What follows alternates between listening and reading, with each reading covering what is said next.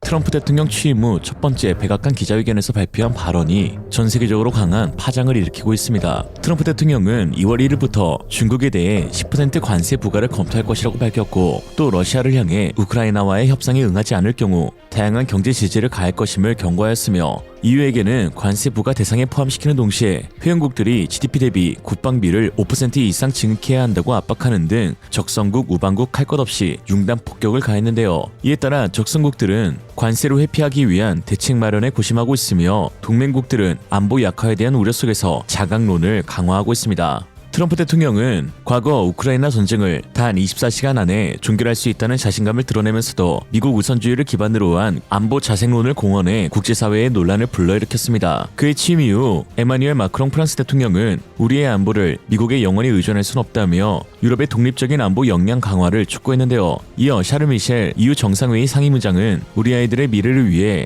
우리의 운명을 스스로 결정할 수 있어야 한다며 우리가 타국에 의존하지 않도록 하는 것은 바로 우리의 책임이다 라고 강력한 메시지를 던졌습니다. 서방 진영이 이처럼 각국의 자각론을 강화하며 자국 중심의 안보 체계를 구축하려는 움직임을 보이는 가운데, 북한과 러시아는 오히려 러우 전쟁을 계기로 공생관계가 더욱 뚜렷해지고 있습니다. 북한은 자국 병사 3,000명을 러시아 우크라이나 전쟁에 투입한 데 이어 최근 로동저기군에 배치된 122mm 다연장 로켓포 MLRS를 러시아에 제공한 정황이 포착되었는데요. 이 MLRS는 상용 봉고 트럭과 유사한 독특한 외형을 지녔는데 2023년 9월 8일 북한 건국 75주년 군사 퍼레이드에서 처음 공개된 무기입니다. 탈레반이나 쓸 법한 테크니컬 마개조 MLRS조차 없는 러시아의 암울한 현실. 한편 트럼프 대통령이 취임식 당일부터 북한과 김정은을 거론한 이유는 이들의 공고한 연대를 깨트리고 균열을 만들기 위함으로 분석되는데, 그 과정에서 트럼프 대통령이 북한을 사실상 핵보유국으로 인정하고 김정은과의 직접적인 만남을 추진하려는 행보는 한국이 전략적으로 배제될 수 있다는 우려를 불러일으키고 있는데요. 이러한 상황은 한반도와 동북아시아 정세에 새로운 긴장 요소로 작용하고 있으며 미국과 한국 간의 동맹관계에도 미묘한 변화를 초래할 가능성을 보여주고 있습니다. 실제로 국가정보원은 지난 13일 국회 정보위원회에 보고 중 트럼프 대통령이 과거 북한 김정은과의 정상회담 성사를 자신의 첫 임기에서 가장 대표적인 성과로 인식하고 있다고 밝혔습니다. 이를 바탕으로 트럼프 대통령이 김정은과의 대화를 다시 추진할 가능성이 있다고 전망했는데요. 국정원은 트럼프 대통령이 충성파로 평가받는 리처드 그레넬을 특임대사로 협상론자로 알려진 알렉스 웡을 국가안전보장회의 부부장관으로 임명한 점을 들어 북미 간 대화 재개의 가능성을 높게 평가했습니다. 특히 미국은 자신에게 직접적인 위협이 되는 ICBM만 제거하고 나머지 북한의 핵 능력을 사실상 동결한 채 대북 제재를 해제하는 방식인 스몰 딜 협상을 추진할 가능성이 제기되고 있는데요. ICBM 제거는 미국 본토에 대한 위협을 감소시킬 수는 있으나 여전히 북한의 단거리 및 중거리 미사일은 한국을 직접 겨냥할 수 있습니다. 더욱이 북한 핵 능력의 동결은 이를 제거하는 것이 아니라 단순히 현 상태를 유지하는 데 그치기 때문에 장기적으로는 북한의 핵 보유를 사실상 묵인하는 결과라고 할 수 있죠.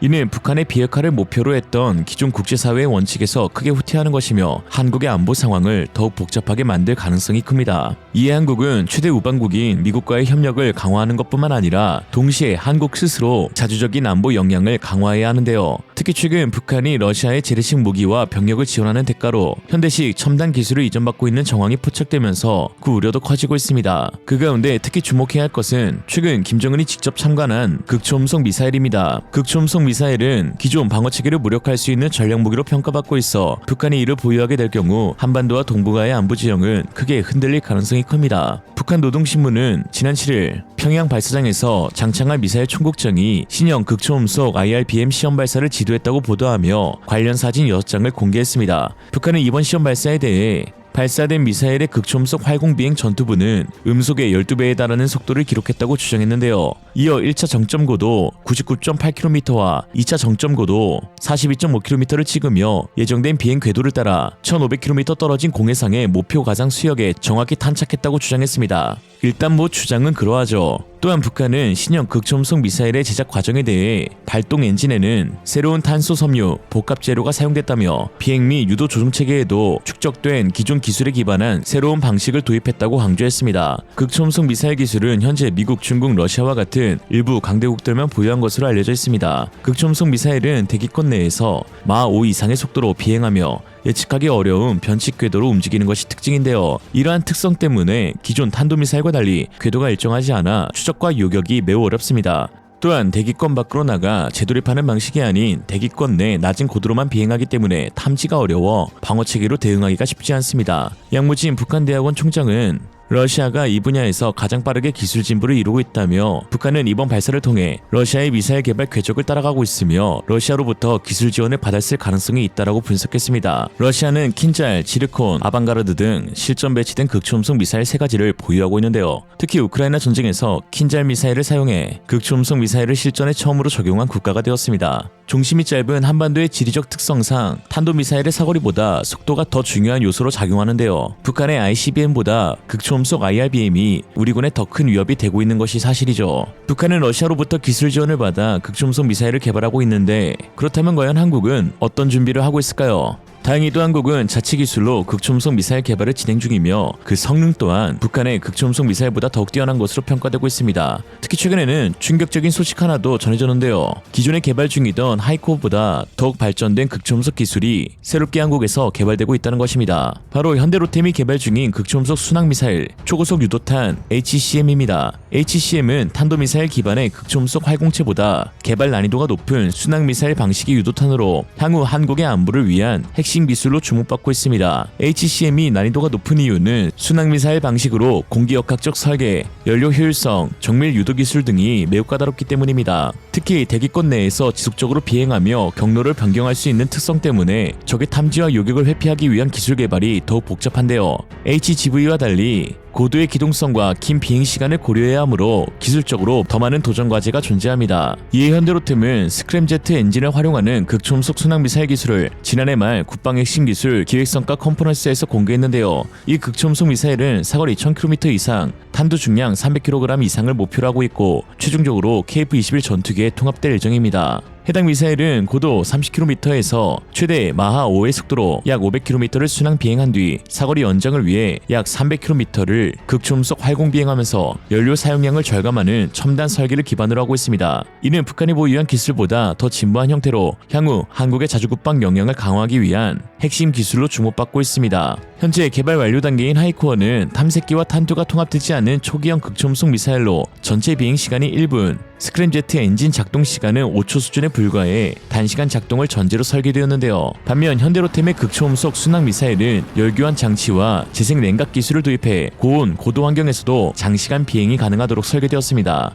이와 동시에 한국은 북한의 탄도미사일을 요격할 수 있는 LSAM 개발이 완료된 데 이어 곧바로 LSAM-2 개발에도 착수했는데요. LSAM-2는 마하 5 이상의 극초음속 미사일을 활공 단계에서 요격할 수 있는 기술을 목표로 하고 있습니다. 이는 현재 미국과 일본도 보유하지 못한 세계 최초의 요격 체계로 극초음속 미사일 방어에 새로운 장을 열 것으로 기대되고 있죠. 현재 LSAM은 고도 40에서 70km에서 날아오는 목표물을 요격할 수 있는 능력을 보유하고 있습니다. 하지만 LSAM-2는 기존 시스템보다 요격 고도가 약 3배 높아진 고고도 요격 유도탄과 더불어 극초음속 미사일이 활공 단계에 진입할 때 이를 장거리에서 요격할 수 있는 활공 단계 요격 유도탄, 이 두 가지 종류로 개발됩니다.